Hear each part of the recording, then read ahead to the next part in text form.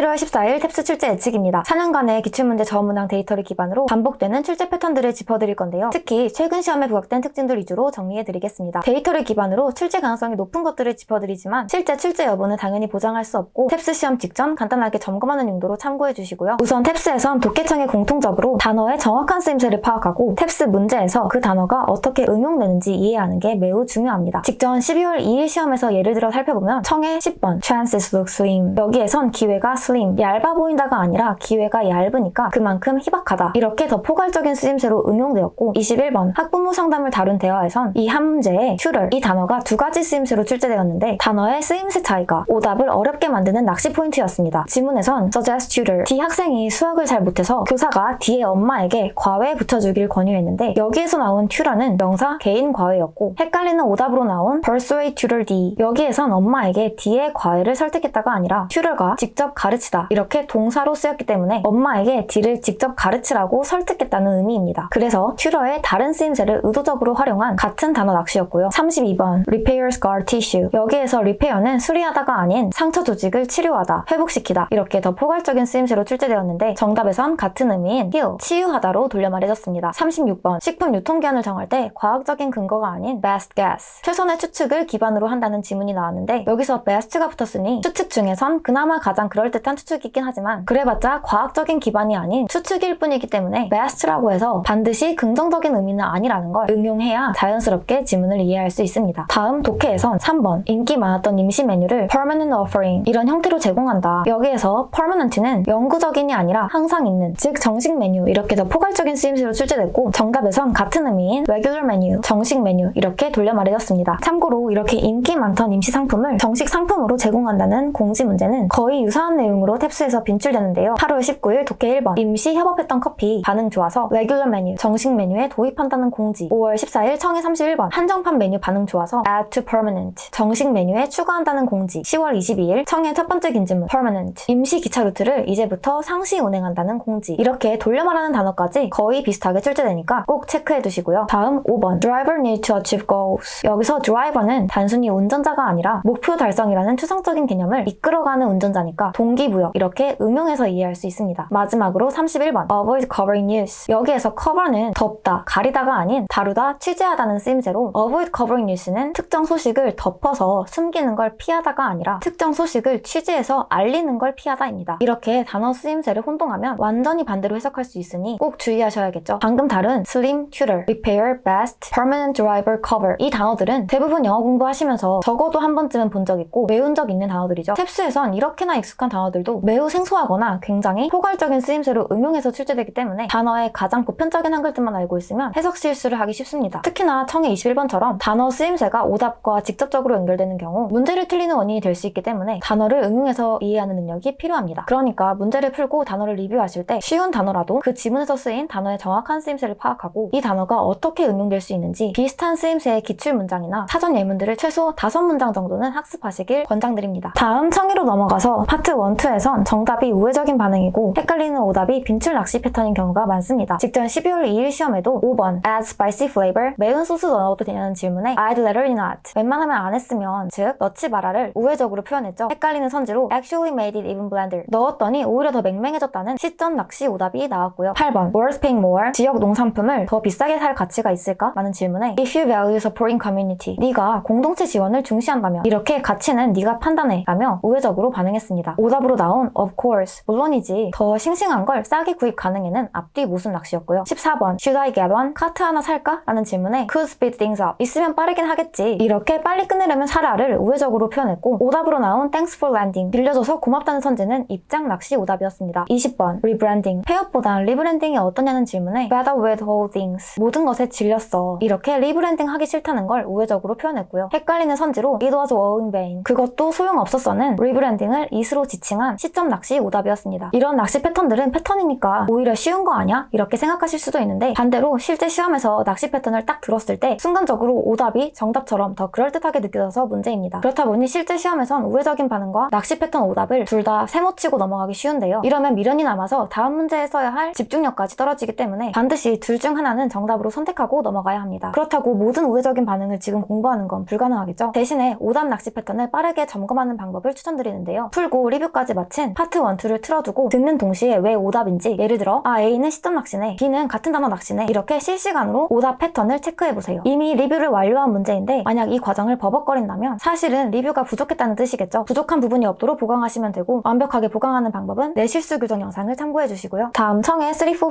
코렉트 인퍼 문제의 분수 구분 문제를 다뤄드릴 건데요. 지난 12월 2일 출제 예측에서 짚어드렸는데 그 12월 2일 시험에 딱 나와서 2번 연속으로 출제되었습니다. 우선 청이라서 분수 자체를 인식하는 게 어려울 수 있겠죠. 직전 12월 2일 시험 파트 4 36번 인퍼 문제 지문에서 유통기한 지나서 버린 음식 fifth, 음식 낭비의 5분의 1을 차지한다고 나왔습니다. 이렇게 지문에서 분수가 나오면 대부분 정답 또는 오답 선지로 그 분수를 표현하는 다른 수량 표현이 나오기 마련인데요. 이 문제에서도 헷갈리는 오답으로 account for considerable majority, 음식 낭비의 대부분을 차지한다는 선지가 나왔고 5분의 1은 과반수 이하이기 때문에 오답이었습니다. 11월 4일 시험에서도 파트 4 33번 코렉트, 기부금의 2/3, 3분의 2는 해외에 기부하고 1/3, 3분의 1은 지역 고아원에 기부한다고 나왔습니다. 33번에서도 헷갈리는 오답으로 majority local, 기부금 과반 이상이 현지에 쓰였다고 나왔는데 지역 고아원에 기부한 3분의 1은 과반수 이하이기 때문에 오답이었습니다. 이전 기출문제 중 지문에 나온 분수와 선지에 나온 수량 표현을 매치시켜야 하는 문제를 다시 한번 살펴보면 8월 5일 파트 4 33번 코렉트, 초청기업 a third, 3분의 1 줄임, 이게 정답에서 fewer company, 올해 더 적은 기업 참가함으로. 3월 11일 파트 3 28번 코렉트, 1/3 meet requirement, 지원자 중 3분의 1만 요건 충족함이 정답에서 majority unqualified, 지원자 과반 이상이 요건 미충족으로. 이 경우 미충족한 3분의 2는 과반수 이상이니까 반대말로 돌려 말한 정답이었고요. 11월 6일 파트 5 38번 구체적 코렉트, 1/3 of retail price, 출시가의 3분의 1 금액으로 소프트웨어 구입 가능, 이게 정답에서 more than 50% discount, 50% 이상 할인된 가격으로 소프트웨어 구입. 이렇게 3분의 1 값을 50% 이상 할인으로 돌려 말한 정답이었습니다. 이렇게 분수를 놓쳐버리면 틀릴 확률이 높아지기 때문에 우선은 영어로 분수를 알아보면 분자엔 1, 2, 3 이렇게 기수가 나오고 분모엔 third, fourth, fifth 이렇게 서수가 나옵니다. 그래서 3분의 1은 1/3 또는 a third, 3분의 2는 2/3. 똑같은 분모인데 복수 형태로 s가 붙었죠. 4분의 1은 1/4 또는 a quarter, 1/4. 4분의 2는 2분의 1이니까 1/2이고 주의할 점은 1second는 1초라는 뜻이니까 분수로 헷갈리면 안 되고요. 같은 방식으로 5분의 1은 1/5, 5분의 2는 2/5 이런 식으로 진행되니까 청해 지문에서 분수를 들었을 때 확실하게 캐치할 수 있도록 미리 대비해 두시길 바라고요. 이 분수를 선지에서 또 다른 말로 표현하니까 선지도 살펴볼 텐데요. 탭수는 산수 시험이 아니니까 분수와 관련해서 선지에 나오는 수량 표현이 막 복잡할 수는 없겠죠. 그래서 과반수인가 아닌가 정도만 체크해서 majority 50%, 많은가 적은가 more, fewer 이 정도만 판단하면 맞출 수 있게 출제됩니다. 다음 청의 파트 5 긴 지문 중 마지막 문제에 다음에 나올 내용을 묻는 구체적인 인퍼 문제가 최근 들어 자주 출제되고 있는데요. 직전 12월 2일 시험에선 첫 번째 긴 지문 후반부에 체리를 말리거나 얼리면 1년 내내 먹을 수 있다. After brief intermission, 잠시 쉰 뒤에 helpful tips preserving year round, 1년 내내 보관 팁 알려줄게 라는 내용이 나왔고 마지막 문제인 38번 질문으로 discuss next, 다음에 나올 내용을 물어봤기 때문에 ways to preserve effectively, 체리를 효과적으로 보관하는 방법이 정답이었습니다. 마지막 문장에 tips for preserving을 ways to preserve로 돌려 말했고요. 또 최근 10월 15일 시험에선 두 번째 긴 지문 후반부에 risk factors, 건강검진, 나이, 성별, 인종 등에 따라 개인별 위험 요인이 있는 항목만 검사하는 걸 추천한다. Let me give you a thorough list of such risk factors, 이제 구체적인 리스트를 알려주겠다는 내용이 나왔고요. 마지막 문제인 40번 문제에 질문은 most likely next, 다음에 나올 것 같은 내용을 물어봤고 examples of risk factors, 위험 요인의 예시들이 정답이었습니다. 마찬가지로 마지막 문장에 thorough list of을 examples로 돌려 말했고요. 그리고 9월 23일 첫 번째 긴 지문 후반부에 minimal cost, 정책 실행 위에 최소 비용이 예상되는데 breakdown calculation, 세수 절감한 계산식을 설명해 주겠다는 내용이 나왔고요. 마지막 문제인 38번 질문에서 discuss next, 다음에 언급할 내용을 물어봤고 possible loss of city revenue, 시 세금 수입의 예상 손실, 즉 정책 운영 시 예상되는 비용이 정답이었습니다. 마찬가지로 마지막 문장에 breakdown calculation을 possible loss로 돌려 말했고요. 이런 문제들은 마지막 문장만 잘 들어도 정답을 고를 수 있기 때문에 긴 지문 내용이 너무 길고 어려워도 포기하지 말고 처음에 지문 듣고 문제 들려줄 때 질문으로 next, 다음에 나올 것을 묻는다면 두 번째 들려줄 땐 적어도 마지막 문장만큼은 정신을 집중해서 듣고 두 문제 중 최소한 한 문제만큼은 맞추도록 노력하시길 바랍니다. 다음 독해로 넘어가서 딴소리 유형의 첫 문장 접점을 짚어드릴 건데요. 탭스 딴소리 유형의 경우 앞뒤 연결이 어색한 문장이 아닌 지문의 접점에 포함되지 않는 문장을 정답으로 골라야 하죠. 그런데 최근 들어 지문의 첫 문장이 접점 그 자체인 경우가 늘고 있습니다. 그래서 이런 경우 첫 문장을 확실히 이해하면 헷갈리는 선지 중 딴소리 정답을 좀 더 쉽게 파악할 수 있는데요. 직전 12월 2일 시험에선 11번 첫 문장에 terminate existing free parking service, 기존 무료주차 서비스 종료가 나왔고 A에서 현재 $300 이상 구매 시 무료주차니까 exist existing. 기존 무료 주차 서비스에 대한 내용. B에선 주차 공간 부족해서 컴플레인이 많았다는 terminate. 서비스 종료의 이유. C에서 1월 12일부터 구매 금액 상관없이 4시간만 무료 주차. 이건 free parking service. 새로운 무료 주차 서비스. 이렇게 첫 문장과 관련되어 나오다가 D에서 주차 요금이 3달러에서 3.5달러로 인상된다. 이렇게 paid parking fee. 유료 주차 요금 인상이 나왔습니다. 지금은 이렇게 문제를 쪼개서 보니까 바로 딴소리가 보이지만 사실 실제 시험에선 C와 D 둘 다 주차 서비스의 변화, 즉 새로운 내용을 다루고 있으니 헷갈릴 수 있는데요. C의 변화는 무료 주차 서비스의 변화이고 D의 변화는 유료 주차 서비스의 변화이기 때문에 C와 D 중엔 첫 문장과 공통점이 없는 D가 딴소리입니다. 또 12번 첫 문장에서 being criticized for ethical issues. 복종 심리 실험이 윤리 문제로 비판받는다. A에서 참가자들이 실제 사람을 전기 충격한다고 생각했다. 이건 실험 과정이 잔인하니까 실험 과정의 ethical issue고요. B에선 emotional stress. 이로 인해 참가자들이 정신적인 고통을 받는다. 참가자들이 겪는 감정적 고통이 실험 과정의 ethical issue겠죠. D에선 실험 끝나고도 진실을 안 말해줬다. 그래서 참가자들의 정신적 고통이 유지되니까 실험 후의 ethical issue입니다. 그런데 C에선 validity. 일부 참가자들이 실험 의도를 눈치채서 결과에 대한 신빙성이 떨어진다. 이건 참가자들로 인한 실험 후 결과의 신빙성 문제입니다. 이번에도 마찬가지로 C와 D 둘 다 실험 과정 이후 발생하는 참가자와 관련된 문제라서 헷갈릴 수 있는데요. C는 참가자들이 유발한 실험의 신빙성 문제이고 D는 참가자들이 겪는 실험 자체의 윤리 문제이기 때문에 C와 D 중엔 첫 문장과 공통점이 없는 C가 딴소리였습니다. 앞에서도 말씀드렸지만 지금은 이렇게 문제를 한글과 함께 쪼개서 분석하고 있지만 실제 시험에서 딴소리 유형이 어렵게 나올 땐 문장 간의 연결이 너무 자연스럽기 때문에 굉장히 헷갈립니다. 그래서 가끔 고득점 목표 수험생분들도 딴소리 유형에서 틀릴 수가 있는데요. 딴소리를 종종 틀리는